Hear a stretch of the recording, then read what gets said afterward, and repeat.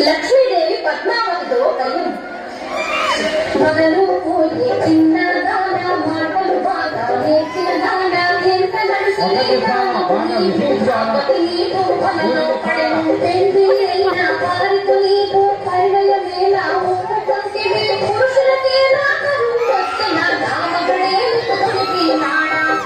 పద్మావతితో కయ్యం స్వామి మదిలో నీవే ఉంటే మరి యొక్క దానితో కలిగేలా స్వామి ప్రేమతో నన్నే వరచలు మాటలు నీకు నిరతానా తిరగన్నదికు లేనే లేదు ఇల్లు ఇల్లు తిరిగేదాను ఒక చోటై నాకు దొరక ఉండదు ఎందుకు నీకు ఒకడు ఇల్లు ప్రేమతో చాలి పది కౌగిలిలో ఒదిగుండాలి రెండు ఇక్కడ లేనే లేవు వచ్చిన దాని మరలి పొంగు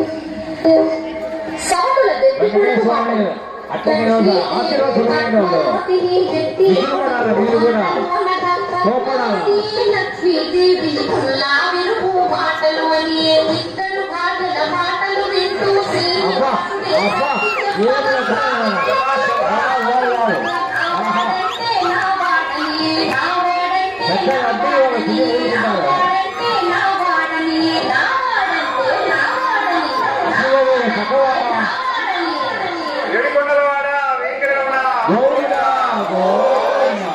స్వామి ఎంత ఓర్పడనా నీకు ఇద్దరు పిల్లలతో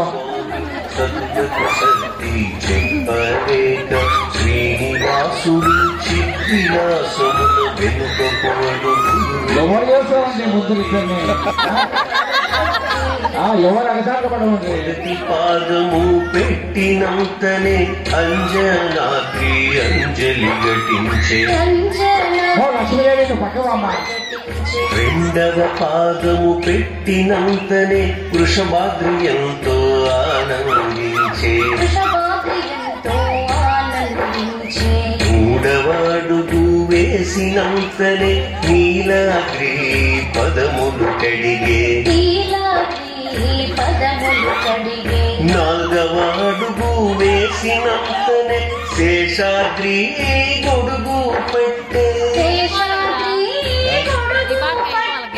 ఐదవ అడుగు వేసినంతనే గరుడాద్రి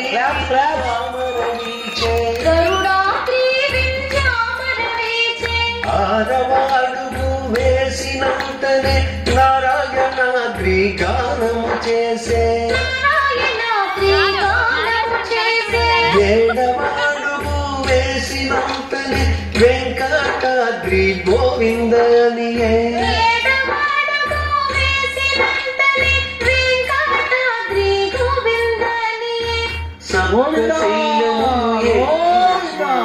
శిలారూపమే దాచెనుగా సప్తశీలములు ఎక్కిన స్వామి శిలారూపమే దాల్చెనుగా శిలారూపము చూసి లక్ష్మీ పద్మావతి దుఃఖించుట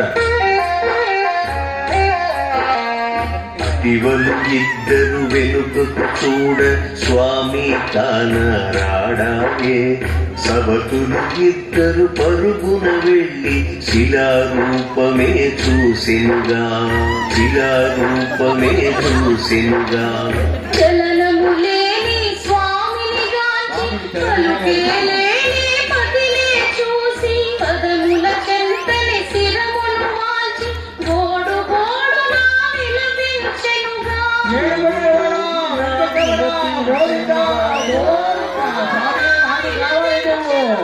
వెంకటేశుని చరితము వింటే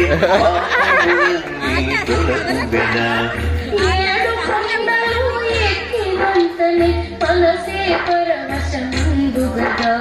వకుళామాత స్వామి శిలారూపము చూసి దుఃఖించుట. విషయము తెలిసిన వకుళామాత బిడ్డ కొరకు పరుగు స్వామి శిలను కన్నులగాంచి దుఃఖముతోనే ఇటులనియే. కోమలమైన దేహము నీది శిలగా మారినదెందుకు తండ్రి? ఇద్దరి కోడళ్ళ ముద్దు మురిపెము నాకు దూరము చేసితివి. ఇద్దరి కోడళ్ళ ముద్దు మురిపెము నాకు దూరము చేసితివి. వెంకటేశుని చరితము వింటి బాబులన్నీ ఉండగా. ఏడు కొండలు ఎక్కి మనసే పరవశముందుగదా.